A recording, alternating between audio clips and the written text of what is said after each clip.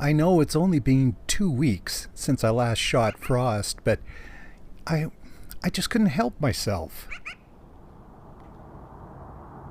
I was, once again, headed east to see if I could find some winter antelope. But then I saw this.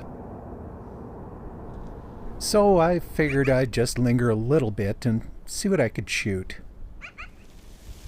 Even though the frost was in the same place as the last time, it looked different. It was thicker, heavier. And instead of dainty, feathery crystals, it formed these long needles. These long crystals were growing kind of in the direction that the overnight fog had drifted.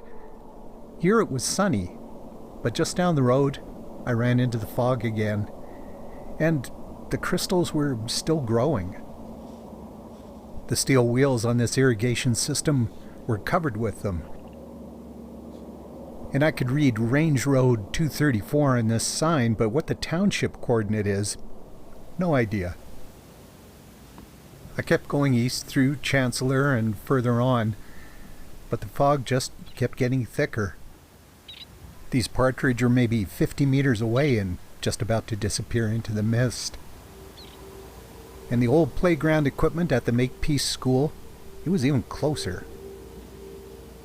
But beyond that, the rest of the little town was just gone in the fog. If I got closer to bigger things, like barns with magpies poking around them, I could see that fairly clearly.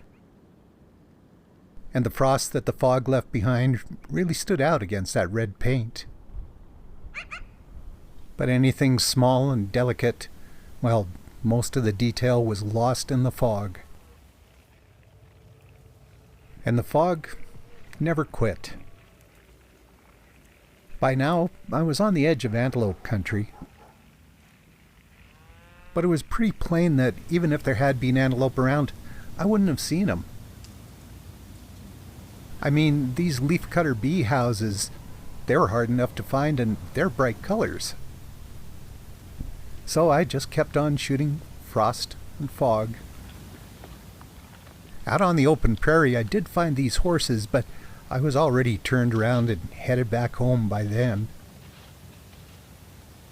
But the further west I went, the thinner the fog became. The sun was starting to show through. And up on the Chimney Hills, I found this. So yes, I feel like I've got to apologize for bringing you all these frost pictures again so soon. But I hope that after you've seen this, you'll forgive me.